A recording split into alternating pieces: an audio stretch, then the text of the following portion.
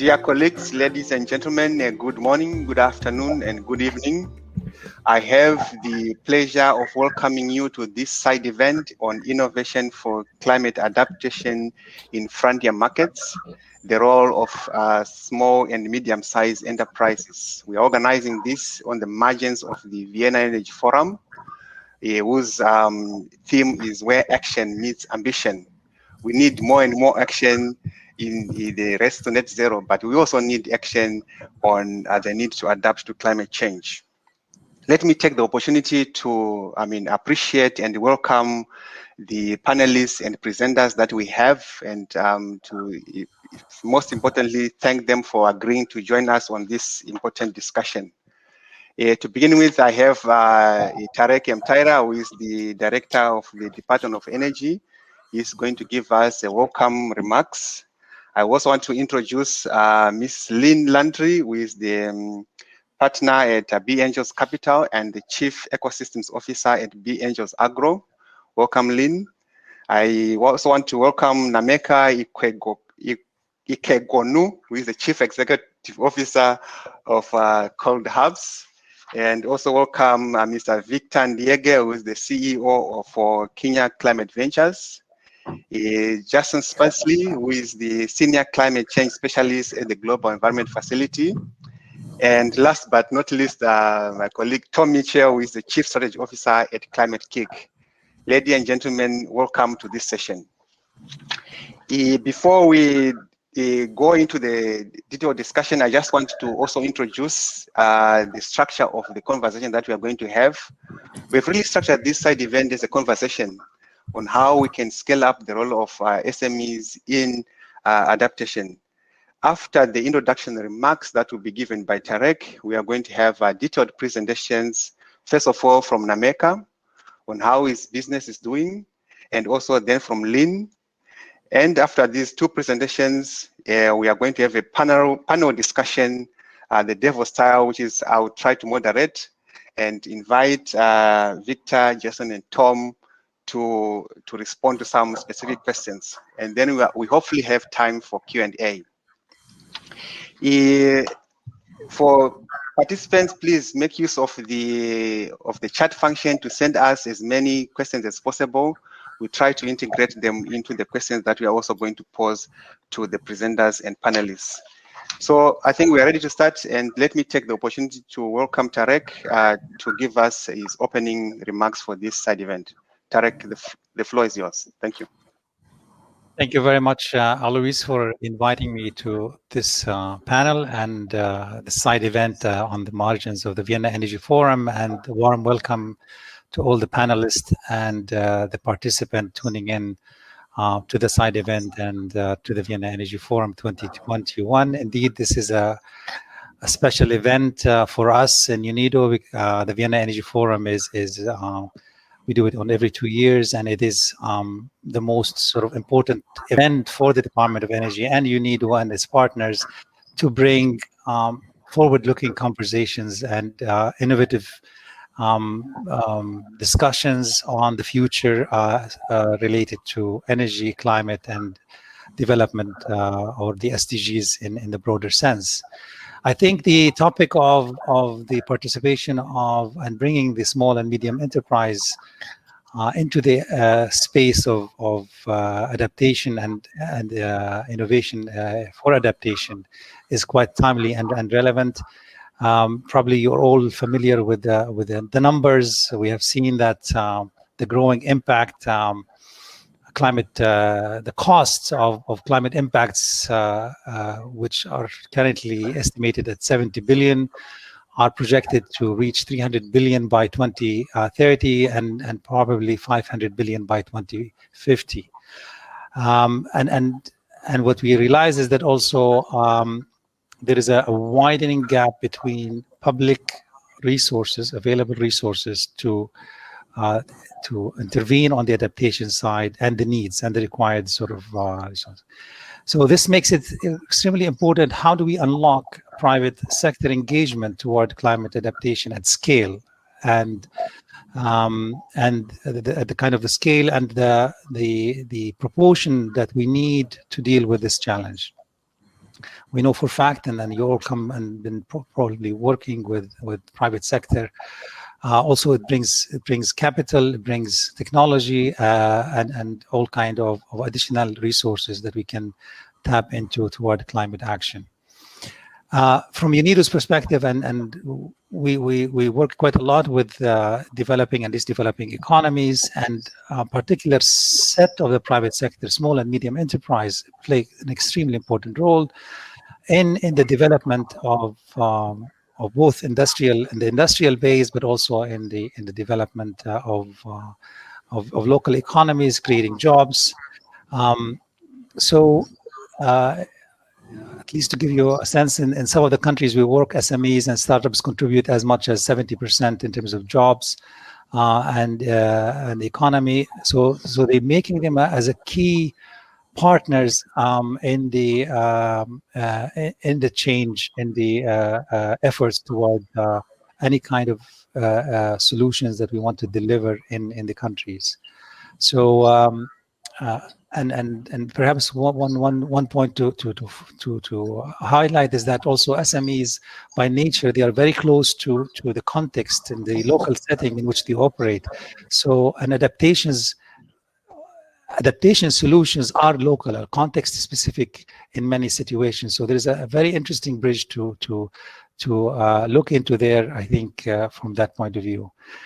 In UNIDO, we have been working quite extensively with SMEs and innovation on the clean tech side, and bringing the role and amplifying the role of small and medium entrepreneurs in the climate technology innovation side, focused on the mitigation side. But recently we also have been building expertise around channeling private sector investment to adaptation projects or adaptation interventions within adaptation solutions by the private sector through the Private Finance Advisory Network, PFAN. We have also recently been looking at how our agro-industrial technical cooperation program, which is quite extensive in UNIDO, that covers about 50 countries worldwide. How can that actually not only strengthen the value chains around agro-industries, but also strengthen the adaptation capabilities and resilience of the food system in those countries. We have also been revisiting our climate strategy and UNIDO with the purpose to scale up the adaptation intervention to support the development of a vibrant SMEs that can contribute to adaptation solutions. So these are some of the entry points where UNIDO is quite keenly interested in, and your insight, your contribution, your thoughts would enrich the role that a UN agency like us can play at the nexus of climate action, private sector role, and of course developmental role that we can play. With this note, I turn back to you, Alois, and want to wish you all a successful conversation.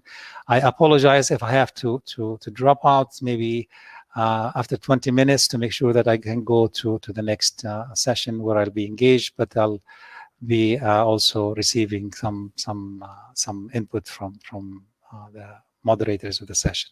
So back to you, and thank you.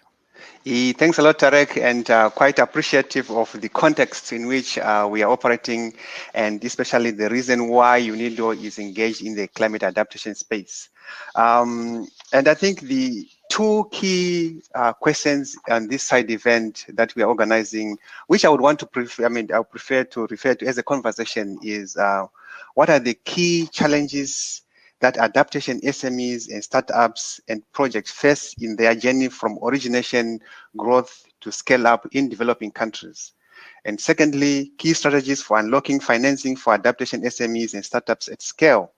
And please send us your questions in the chat function. We'll be more than happy to respond to those questions. I will not want to spend much time on this and invite Nameka to give us a presentation from Cold Hubs. Nameka, please go ahead. Thank you very much, Alois, for the kind introduction.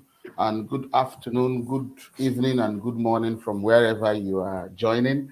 Over the next few minutes, I will be talking about our work at Cold Hubs deploying solar-powered cold storage to reduce food spoilage. But quickly, as an introduction, my name is Nnemeka Ikegwono. I'm a farmer, a radio presenter, and a social entrepreneur. In 2003, I founded my first venture, the Smallholders Foundation, which is a non-profit that uses radio to educate, inform, and improve the livelihood of smallholder farmers in Nigeria. And in 2007, I built a radio station where I spent 30% of my time talking to farmers and also receiving their responses. And the other 70% I spent in the field, sitting down with farmers to understand the challenges and the opportunities within the smallholder agricultural space. And it was in the course of my travels through the length and breadth of this vast country, Nigeria, that I identified a problem that 45% of our food spoils due to lack of cold storage at key points along the food supply chain. And this problem affects an estimated 93 million smallholder farmers and food supply chain actors who lose an estimated 25% of their income. You see, this problem has actually been around for a while. But when you travel through the highways of Nigeria, you see fresh fruits, vegetables, and other perishable food dumped on the roadside because of lack of storage. You know, we should actually have storage to save these citrus, because these citrus will be very beneficial for human consumption and nourish the body. Refrigeration, we all understand, can be used to extend the shelf life of food, but we all have refrigeration in our homes. But this very critical technology does not exist in Nigerian food markets, farm clusters, and horticultural produce aggregation centers, because the power grids cannot supply the capable, reliable energy needed to sustain cold storage or refrigeration. And most of the equipment which will be used to cool food at scale are really expensive and out of touch for the average smallholder farmer, the wholesaler in the market, or the vendor in the market who have the least means to cope. So in 2015, we founded Cold Hubs as a for-profit venture that actually designs, builds, operates, maintains 100% solar-powered working cold rooms. You know, these cold rooms are specially designed for installation in farm clusters, in produce aggregation centers, and also in outdoor food markets, wherever you need food to be stored. But the good thing about Cold Hubs is that, you know, we size it to make sure that once you have this cold storage in a particular location, that cold storage will meet the specific weather conditions of that area, making sure rainy and cloudy days does not affect the cold storage, and you have enough energy stored in batteries or phase change materials to run the cold room all through the night. A very good thing that we did was to actually use RO20 refrigerants, which has no global warming potential, to cool some of the food inside these cold rooms. You know, you can have technology like we did, but one of the challenges that when you work with smallholder farmers in very remote rural areas is creating technology adoption may be a challenge. So we built around this infrastructure an educational class, the post-harvest management educational class, in which we teach farmers the best practices in harvesting fresh fruit and vegetables. And we end that class by looking at the financial gain of having high quality food available for sale to consumers. But really what we are trying to do with Cold Hubs is to extend the shelf life of food from 2 days to 21 days, making more safe, nutritious food available for local consumption, eliminating food spoilage completely, and increasing the income of food producers, food distributors, and some of the vendors in the markets. We looked at the whole scenario and created a revenue model that is called pay as you store, you know, or cooling as a service, as it's called today. So we looked at the knowledge, the practices, the harvest volume of some of these farmers, and decided that payment for the service will be within a unit of 20 kilograms, For 120 kilograms that you store in the cold room, you pay an equivalent of 26 US cents for one night storage. And each of these cold rooms can contain about 150 of these crates, So aside the social impact, there is also a little bit of revenue coming into the door, which sustains the business. Operations are driven by ladies. Each cold room provides a job opportunity for a hub operator who oversees the loading and offloading of food and collection of user fee, and another lady who is a market attendant who goes in to onboard new customers and also deepen the educational classes to these new customers who are coming in. So over the past 4 years, we've deployed 54 cold hubs. Last year, we saved 42,000 tons of food from spoilage. We've signed up 5,250 farmers, retailers, and wholesalers as our customers, and they increase their income from $60 US to a minimum of $120 US every month. We've created 66 new jobs for women by hiring and training them to work as our hub operators and market attendants. And we've saved more than 1 million kilograms of CO2 by using exclusively solar energy to power all our systems. We don't have any energy or backup in diesel generators. All the systems are oversized to guarantee 365 days energy to run the cold storage. We are now preparing to expand all across Nigeria and also to West Africa and East Africa.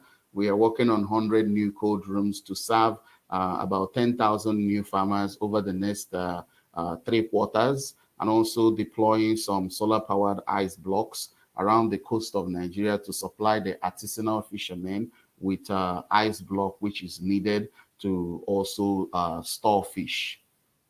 So one of the challenges, in the course of growing a startup into the stage we are is really we came in as pioneers in solar cooling. So one of the challenges faced was really customer adoption, and for that we were able to develop educational classes around an infrastructure.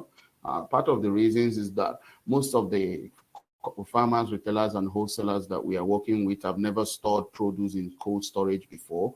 So it needs a lot of continuous education and trials and demonstrations to enable them gradually start imbibing the technology and using the service. But I'm really happy to say that from the first customer we signed up in 2015, Cold Hubs has never lost any customer before, because the need for the technology is there, the impact is so visible.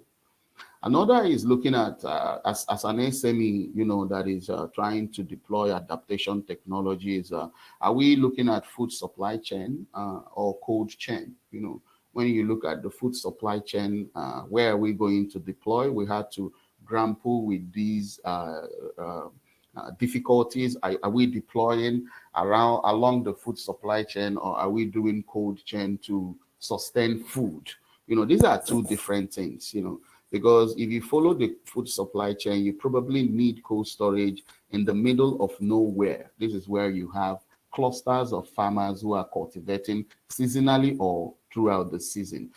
So what we did was to follow the food supply chain, because we wanted to create a social impact, which is reduce food spoilage, increase the income of food supply chain actors, and also have safe, nutritious food available for consumers.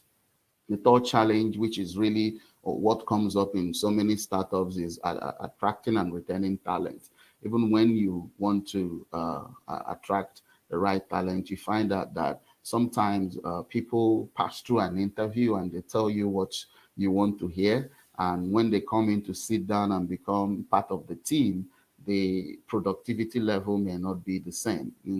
Now, when you want to hire the right people, you find out that remuneration is really above what you can pay. So you need to struggle with working with the people who are not really fully qualified for the position to make sure that there are results. And this is what most startups face every day. In the entrepreneurial landscape for us, if we look at it from a policy perspective, it was difficult for us to run Cold Hubs initially because the Nigerian SME space saw us like an SME, but we were not an SME. Startups may not be yet an SME. They cannot be categorized as SME. Most startups run for 2-3 years without any significant revenue. They run at loss. So it's very, very important that from a policy perspective that we separate startups from SMEs, because they have different challenges and they operate in different markets. They face different difficulties and obstacles as they try to deploy technology or service. And the second is around finance. There are a lot of small financing around, but really, if we want to move startups into a scale-up phase, we all need smart, middle, and large ticket financing. It is very, very important that financing is available that meets the challenge and that really takes that startup to a stage where it can confidently start competing or have very robust, solid revenue. And the third is on the technical side. Skills availability, again, like I mentioned, is really not available. Skills availability, especially in the sector we are working, clean tech and refrigeration, is really not available. So you have skills that are available, but the company or the startup can not really afford.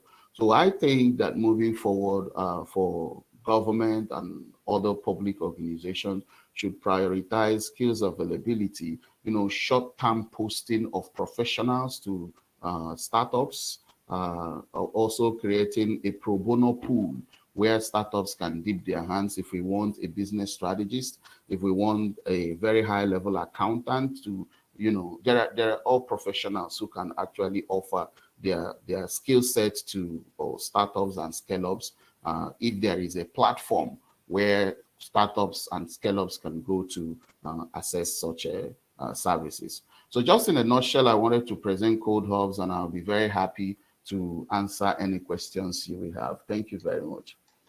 Thanks a lot, Nameka. Quite appreciated, and I'm really impressed as a budding entrepreneur how you are able to convert this picture where you are interacting with community into an installation. This is the power of entrepreneurs. I have several follow-up questions, but in the interest of time, I would want to go to Lynn. I think we have lost Lynn. It looks like.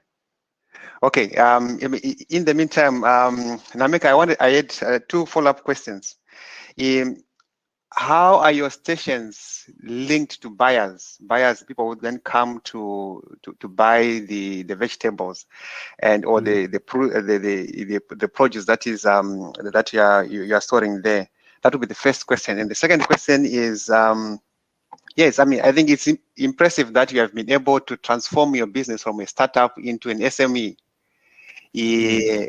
If you are, the last time I checked, Nigeria is 170 million people. You only have 54 stations. What would it take for you to be able to move from 54 stations to 5,000 stations? What is required? And is it financing? How can you move from just an SME into a scale-up? And what is the support that you require? Yeah, thank you very much for both questions. Let me answer the first one. We are providing solar-powered infrastructure, cold storage, to farmers, retailers, and wholesalers to store food and pay per day, per crate.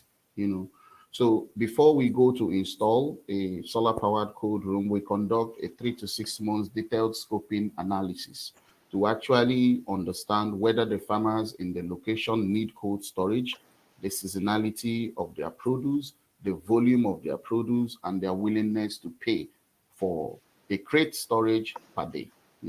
So all these scoping mission brings together a very detailed report, and using that detailed report, we now go to build a cold storage that will serve at least 50 to 100 farmers within a location. If we don't see 50 to 100 farmers that we uptake that technology, it's a little bit difficult for us to deploy, because for us, we raise debt, we raise grants to build out, and we now open it up for people to come and use. So we are practically liberalizing, democratizing the cooling space. So we don't own the fresh fruit and vegetables stored there. We only provide infrastructure. Excellent. Thanks, Nameka. And I'm trying to manage our time here. And Lynn, you just came back at the right moment. 7 minutes or 8 minutes for your presentation, please. Sorry to do this to you. No problem. Please go ahead. Let's share my screen. Thanks, Nameka. It was really interesting. For the participants, if you have any questions, please post them in the chat. We'll be more than happy to try to post them to Nameka or Lynn as we go. Thank you. So hello, everyone. Lynn Landry. I'm an investor in Be Angel Agro. Be Angel Agro is a holding that has several small and medium-sized enterprises. We'll take you through that. Personally, I've been working in impact finance and impact investing in Africa for almost 14 years. This holding is based in Mozambique.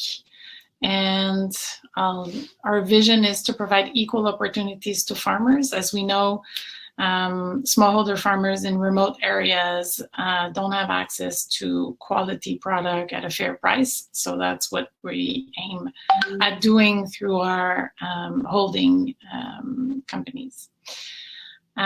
Just a little bit on who we are. We've been formed 6 years ago. With 4 individuals coming from different backgrounds, Mozambicans and Portuguese and Canadians all coming together. That's been working for quite a bit of time in Africa. We practice blended finance, and so we apply either through grants or concessional loans the growth of our companies. And we've been building international partnerships and relationships that are crucial in agriculture, climate adaptation, and also developing business in Africa. So we started off as Be Angel Capital, so wanting to empower local entrepreneurs and Mozambican entrepreneurs. We first started with a retail chain of agricultural input and a distribution and logistic company. So these were the 2 companies we initially started to invest in. And we invest in growing our network through Africa over the past 5 years. And now we're starting to integrate and do the acquisition of other companies, so a vertical and horizontal integration on innovation. And so we'll go a little bit through that on all of the companies that are joining as we're seeing synergies for what we're trying to achieve, which is unlocking the power of smallholder farmers. And so what we've done is that we've built the network of warehousing, distribution, and stores in the main cities of Mozambique. We import all of the agricultural supplies and then we sell them. We also start to have rural routes, so the last mile distribution from the stores and the hubs that we've been building. We now have 17 rural routes that go weekly to the farmers, and we'll tell you a little bit later about that model because it's one of the most important pillars for the climate adaptation, to be able to have access to rural smallholder farmers. And now we're starting to add services such as insurance, financial services, and offtake as well as in a trading platform. And so here we are. These are the 6 companies that we have in our portfolio at the moment. A retail store, a real estate network that is housing all of our companies. Also, we have a chick, egg, and feed production in the country. Warehousing, distribution, and logistic. We have a seed import and production. We are starting now a local climate resilient seed production, which is a very technical thing to be doing. And we have Block, which is a safety equipment importer and distributor for our production. That's our holding in an essence. We have more than 30 years of presence in the market because we've been acquiring as well local companies. 17 routes, as I said, weekly with a digital catalog, which is a first in Mozambique. So people can buy in advance and then we deliver it to them with financial facilities. We have a network of 300 agro dealers. We reach, in our estimation, 50,000 smallholder farmers. And we have a combined revenue of 23 million as of last year in 2020 with all EBITDA positive companies. And $6 million of grants that helped us in our innovation and expansion, and we'll go through that. How did we apply that 6 million in the next few slides? Our people, so that's really important to us. That's why we're investors at the beginning. 139 employees, 3% are non-local, 30% are women, which seems low, but in the agricultural distribution, seed production, egg, feed production, it's really difficult to have and find women. We really put it as a key focus in our human resources strategy. So we're quite proud of that 30%, even if it looks slow. We have onboarding training programs and we ask of our suppliers to come and also train our employees.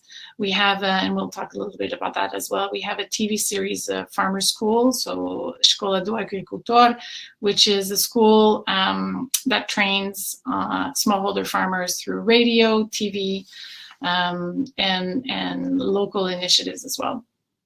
And we have a partnership with the University of the Agronomy Department.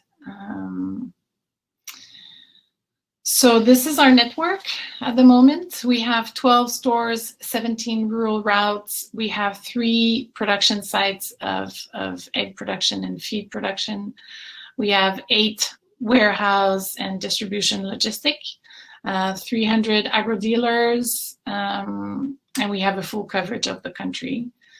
So the Rota Certa, which is the rural route, and the catalog, we have a full catalog, digital, with weekly pre-established routes that we go and we pre-sell 1 week in advance to smallholder farmers and then deliver the next week. And so this is quite a novelty and innovation. This was also, we were able to innovate and test trial the routes via grants. So grants are quite crucial in testing our innovations. And this for climate adaptation is really key because it's a touch point. So we get to talk to our customers. We get to show them the variety of products that we have, like solar, water pumping, climate adaptation seeds, and irrigation systems. So this is really key to our strategy. The training and communication platform at a school, we've partnered with a communication and media agency that is helping us to develop the content with our suppliers as well, so on improve agro input, farming techniques and technology, irrigation, soil conservation, water management, harvest, offtake, trading, and food security. So this is on TV, radio, mobile phone, which is a very basic sort of SMS messaging. We have a reach of 10,000 farmers per week. Our strategy of expansion, it's really continuing our last mile distribution, so through our catalog and routes, optimizing our synergies of output aggregation, output processing, commodity trading, financial services, insurance services, and mobile services for agriculture. And it's to roll out our business model outside of Mozambique eventually. So right now we're just in Mozambique, but we are in talks of expanding in bordering countries. Climate mitigation, as you probably know, I mean, Mozambique is the 38th most vulnerable country and the 13th least ready country when it comes to addressing the effects of climate change. The country, 70% of the livelihood is based on agriculture. And I mean, no need to say that this is quite of a high priority for Mozambique. How do we, this is just a resume of what I've been saying, but happy, I know we're going to be going into question and conversation afterwards, but capillarity is key for us. Input, so having good products, resilient seeds, water, solar energy powered water pumping, great irrigation systems, having the pest control for droughts, very important. Water usage, so water management, prevention of soil degradation, and risk coverage with insurance product. And all this, it's a little bit of a nexus. So it's having the products available, but it's also coupling that with information in advance, so on weather forecast, but also on training. So many things needs to happen together so that we're able to transform and be ready for adaptation for climate. So I'll pause here. Okay. I'll let you lead the next round of questions. And Thank you, Lynn. And I could not stop you because I was enjoying the presentation myself and quite fascinated with the work that you are doing. And I'll come back to questions a bit further down. And I mean, I think we are also quite privileged to have Jason and Tom and Victor. And I think we only have 22 minutes left, so we are going to have a fire drill approach, gentlemen. And forgive me for this, but I think I could not stop the presentations. I was enjoying them, so I was enjoying them myself. Jason, to begin with you, the Ldcf is one of the largest global, environment financing mechanism, and the Ldcf hosts the Ldcf. Which together with the SCCF has provided more than $2 billion to date for the urgent climate resilience needs for small and vulnerable economies. May you tell us a bit about the key priorities of the Ldcf and how the Ldcf is promoting the role of private sector, especially SMEs and startups, in promoting climate resilience? Merci beaucoup, Aloise. Bon après-midi, bonjour, bonsoir, good evening, good afternoon, buenas noches, buenos dias. It's a real pleasure to be with you. Thank you for the invitation. I'm really happy to share some of our priorities and why the Ldcf, why the Global Environment Facility is so keenly investing in SMEs, startups, as Nemeka rightly framed it, and private sector investments in innovation and in adaptation. As you may know, the Global Environment Facility is celebrating its 30th year in servicing the Rio Conventions, the multilateral environmental conventions, as well as other environmental conventions. And the Least Developed Countries Fund and the Special Climate Fund are the two specific ways that the Ldcf directly supports climate change adaptation. The Ldcf has supported, and the SCCF have supported about $2 billion of investment in climate adaptation since their inception about 20 years ago. These funds operate on a 4-year cycle, and we're on track to support every LDC, every least developed country, to receive support in this current 4-year cycle, which will wrap up in mid-2022, and we're looking forward to the next cycle, GEF 8.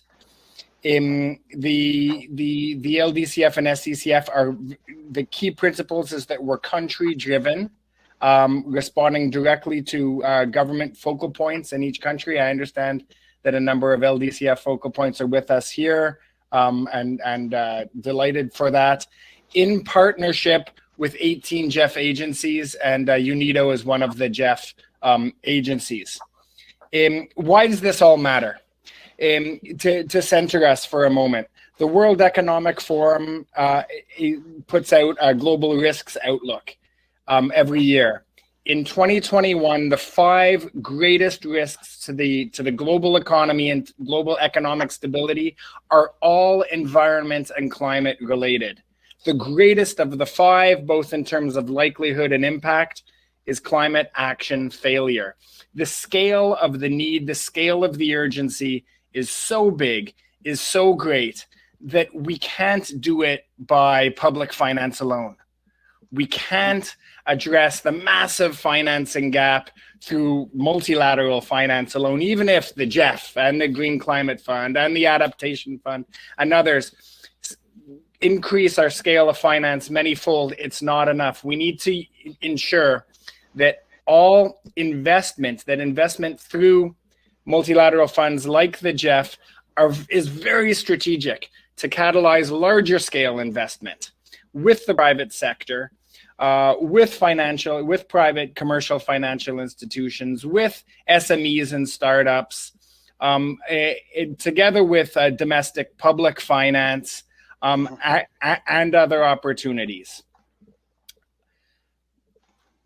We need to do this with an increasing breadth of partners, startups, SMEs, technology providers, and entrepreneurs. And I was really inspired to hear Nemeke's example of what's possible, and can we move from 46 to 5,000, and how can outfits like the GEF and Be Angels really be strategic to support many points of light, like we've been hearing.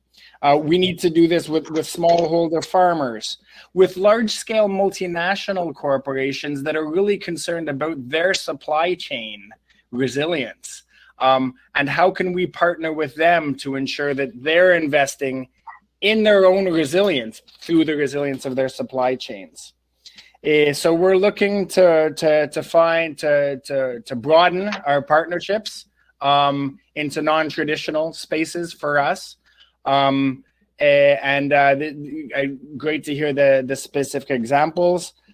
There's a number of ways that we're doing this. I'm cautious of time, but we're interested in blending our finance, which is thanks to public donors, 25 public donors through the history of the Ldcf and SCCF, to catalyze larger scale financing with angel investors, with commercial financial institutions, with microfinance institutions, for example, to really reduce the risk and get private capital on the ground for climate action in the hands especially of micro and small and medium enterprises, entrepreneurs, technology providers, startups, so that practical solutions, technology solutions, both in terms of hardware, software, and orgware, can be accessible to end users for their climate adaptation and resilience. I'll pause there. We can do examples later if there's time. Alois. Yes, merci beaucoup, muito obrigado, Jason. Tom, I mean, Victor, I'm sorry to bring you last here because I like the early stage kind of activities that you are doing, but let me go, to Tom. And Tom, Climate Kick has been running one of the world's largest climate accelerator program. And I think you have, reading through your, your work that you have supported startups to mobilize over $2 billion in follow-on investment. First of all, how can we build ecosystems, Tom, that would create a tsunami, an avalanche of SMEs that will help us to be able to adapt to climate change, given the short period that we have to do this? Thank you, Alois. So I think we've, in the adaptation space so far, always had this kind of storyline that's about managing risk, adapting to losses, responding to losses, and so on. There's been very little discussion about the opportunity that the adaptation economy now brings us. And I think what we've already heard today from Lynn and Nyeka is that there are considerable economic opportunities there. There are job creation opportunities, and that we've already estimated that the global adaptation economy is worth in excess of 200 billion and growing fast. And so in some ways, it's a no-brainer that we can create jobs, support economic growth, promote well-being and health benefits of resilience efforts, and adapt locally if we seize this opportunity. But from ClimateKick's experience, we've tended to work on building, in some ways, the infrastructure that we need to create for startups, and then to SMEs, and then to fast-growing companies, and so on. And that we've learned a lot over the last 10 years. And it's not easy to create that end-to-end support structure. And you have gaps in that structure and things fall apart. And actually, we've already heard from some of the presentations today what some of those needs are. One around skills and capability. We know growing businesses need people, good people to rely on. And that in the adaptation space, that's, of course, can be challenging depending on where we are with kind of local institutions. We need finance, and finance on the right terms, including grants as well. And Lynn's already pointed to the fact that how important grants are early in that cycle and can continue to be considerably through the growth stages. And we also, of course, need political leadership that puts adaptation and resilience economy at the heart of a local growth strategy. Because, of course, we know that you can build clusters of innovation if you have the right kind of leadership. I'm going to transport us a little bit to Denmark. Look at the success that Denmark has had over a relatively short period of time in becoming a global leader of the wind industry. And actually, we can do the same in the adaptation space, but it's going to take that blend of support between international institutions, national governments, and big business to be able to create that infrastructure. Alois, why don't you go to Victor, and I'll just close my comments in a moment. It looks like, Tom, you need to adapt. Victor, KCV has a unique experience supporting early stage and early growth stage climate SMEs and startups. And this talks, I think, to the issue of end-to-end support, because after the accelerator, before you become a scale-up, there's still a huge gap that needs to be, it doesn't need to be supported. May you tell us a bit of what KCV is doing, and why is your work very important in ensuring that we not only grow, we support the growth and scale-up of adaptation SMEs? Please, Victor. Great, thanks, thanks, Alois. I hope everyone is hearing me clearly. Now, so Kenya Climate Ventures over the last 5 years has invested in localized solutions through SMEs.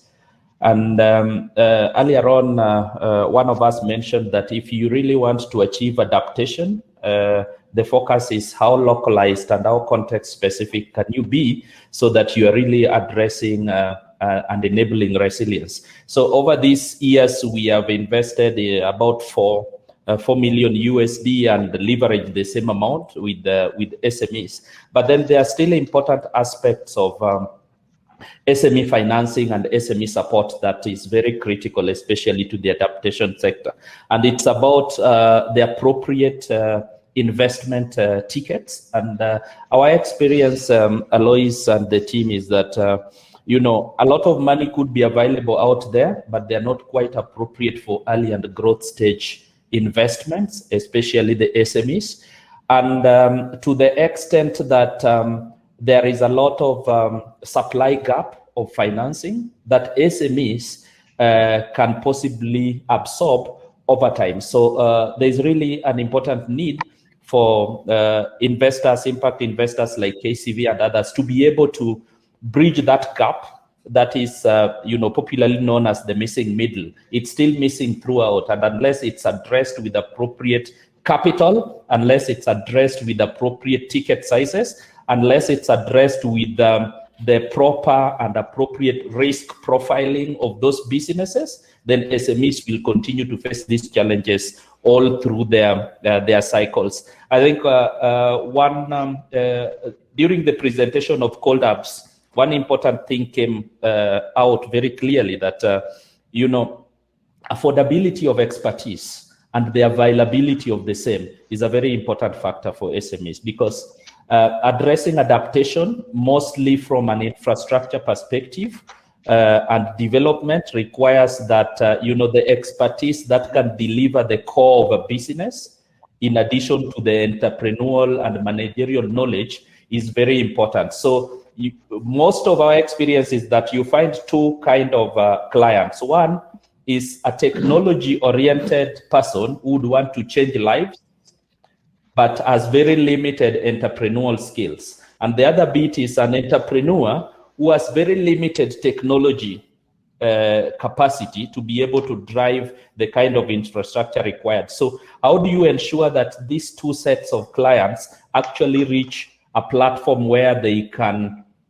influence markets and provide goods and services that can create resilience and help people adapt? And the most important part is then the business growth support, which comes across in every aspect of the work that goes on. Just a quick example before I hand over to you again, Alois, is that, you know, there is a lot of interest that is coming into adaptation investments, but then the involvement of partners to be able to solve the major problems normally forget three major things. One is that there is a lot of focus on high growth SMEs. Yeah. And then the other question is, what happens to the small and moderate growth SMEs who are actually interested in surfacing themselves with better solutions? So that is an area that needs to be focused on, and that's where KCV focuses a lot. The other aspect is about concessional financing. So concession is as good as the utilization of the same, and most importantly, the graduation of financing from the soft grants, then to concessional, and then to competitive commercial capital needs to be managed in such a way that it feeds into the growth cycle of SMEs. I think that is one also the missing areas that has not been very much addressed. And then, of course, the final one is, okay, so after KCV and other investment companies have put in money, so what next? What are these deliberate efforts that we are making for ColdApps, for instance, to be able to attract follow-on financing? So deliberate investment readiness and investment brokerage is a very important aspect if we want adaptation. Victor, I think we're having connectivity issues there. Okay. Okay.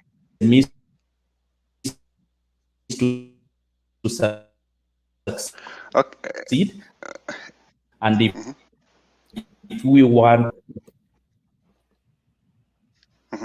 Thanks a lot. I mean, asante sana, Victor, and quite appreciative of the input.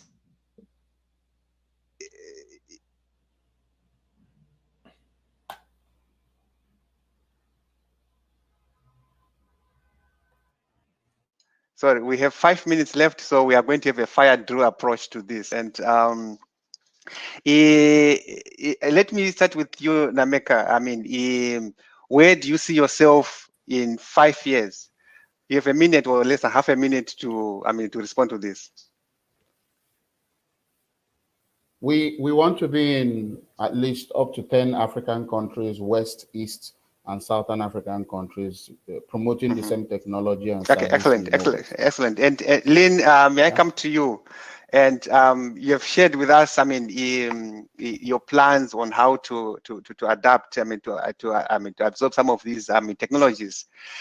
What is the potential for you engaging Nameka into your business model? Because he is there, he is providing a technology which is delivering benefits. Let me at least connect the two of you. Yeah, that's already done. I mean, what doing is we're building a network, a little bit like a telecommunication network with, you know, warehouses and retail stores, and then we're inviting partners like insurance products, and once we have access to all of the smallholder farmers, those sort of product, like the product that CoHubs has, it makes it easier because there's a whole logistic, there's a whole infrastructure that is in place, and then we have also the communication and training platform with our school, and so the change behavior that Nameka was talking about makes it easier as well, and so we facilitate those sort of like plug-in companies. Yeah. Excellent.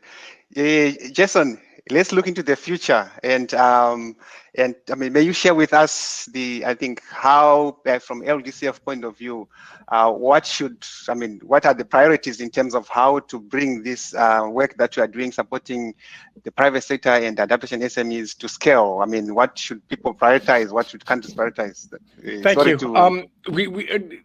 I'll try to be really brief. We need to be much more purposeful and strategic in blending finance, public and private resources, so that Nameka and many entrepreneurs like him can get access to capital at the rates and at the terms that make it possible for him to invest. So we need to use instruments like guarantees so that we can, using public funds, so that private institutions and commercial investors can create lines of credit and lending products at accessible terms for investing in climate impact. And then we need to measure that climate impact, which is really key, because here we're about addressing the impacts of specific climate hazards, current and future. So we need to build in the science of adaptation into increased lending programs. And then finally, I really appreciate Nameka's message of the importance of combining both access to finance with technical assistance. Sometimes we see programs that just provide technical assistance for SME development with no financing, and sometimes we see vice versa. We need to see those combined together so that they can have greatest impact. Thanks, Alois. Thanks, Tom. I give you the right to talk about building ecosystems. How do we take this to a whole new level? I mean, we are seeing Nameka there. I mean, he has 54 hubs, but how do you take this to a whole new level, especially in developing countries? So from Climate Kick's perspective, we already run a program called Climate Launchpad, which is about supporting very early stage startups to start their journey on entrepreneurship and so on. In the last round, we had over 900 applications to that program, many of which were focused on adaptation and resilience. So we know that there is a phenomenal kind of demand and opportunity and kind of emerging leadership out there, and it's only going to grow. But I want to then answer your question by saying, well, I think what Jason's just described about the technical assistance blended together with access to finance, we actually do need to go a step further than that, which is to recognize that the most optimum ecosystems for supporting the development of startups and SMEs in this space is going to be helped by having governments on board, city leaders on board, for example, if they're hosted there. It's going to be about creating the right legal architecture for growth, the support for patent filing, for comms strategies, and for also being able to trial those solutions locally in ways, of course, which strengthen the resilience of those local ecosystems as well. So I think we can do multiple things with this, but we will not get away with ignoring the underlying supporting infrastructure needed. And I think we've got the opportunity to grow adaptation innovation clusters, just as we do in other areas of the economy now, but that is going to take that concerted approach of working together and creating a system where Nneka and his colleagues can work with multiple other startups and SMEs to be able to build on each other, and we know the effect that can have. Excellent, Tom. Victor, I mean, let me conclude with you. I think we still have a minute or we are done. I don't know. If you are to given the opportunity to say, how do you change transformational change that KCV can do in Kenya, and to design a program on this, what would it look like? What are the 2-3 key components of such a program? Well, very quickly, one is that as a key player in the market and providing capital, I think it's important to be a lot more influential and be able to work with other conventional lenders in a manner that they can tailor their service provision and products to address the specific needs of adaptation SMEs. So that is an important component. The other component is, of course, part of what Tom said, is to bring stakeholders together and create a platform through which coordinated support to adaptation SMEs and building policy frameworks and infrastructure can be coordinated in a manner that is more intentional and supportive of the needs of the SMEs. And then the third item would be, what Jason appreciated much earlier, is that it's not enough to provide capital only. So there's need to build the managerial capacities of these SMEs to be able to address climate change in a more sustainable way. So typically, that is how I would organize and design such an intervention, and believing that all of us would be part of it by function and our roles. Thank you, ladies and gentlemen. Let me conclude. Try to conclude by giving us one statement. I think what is clear is that climate change is not a problem of tomorrow. It is an opportunity of today. We need to move at speed and scale, and to unleash the creativity and ingenuity of SMEs and startups, build ecosystems, but also making access to finance accessible. I will not try to even summarize the rich conversation that we have had. I would want to thank you all of you for accepting the invitation to share with us what you are doing, but also your thoughts on the future of adaptation work. To our viewers, let me take the opportunity to thank Lynn, System Officer at B Angels Agro, Nneka, who is the CEO of Cold Hubs, and Jason Spenceley from the Global Environment Facility, Victor Ndiege who is the CEO of Kenya Climate Ventures, and Tom Mitchell, who is the Chief Strategy Officer at Climate Kick. The journey on adaptation just began. We look forward to more conversations and to develop solutions that ensure that we are able to respond to the challenge. Thank you, and have a good day, good morning, good afternoon.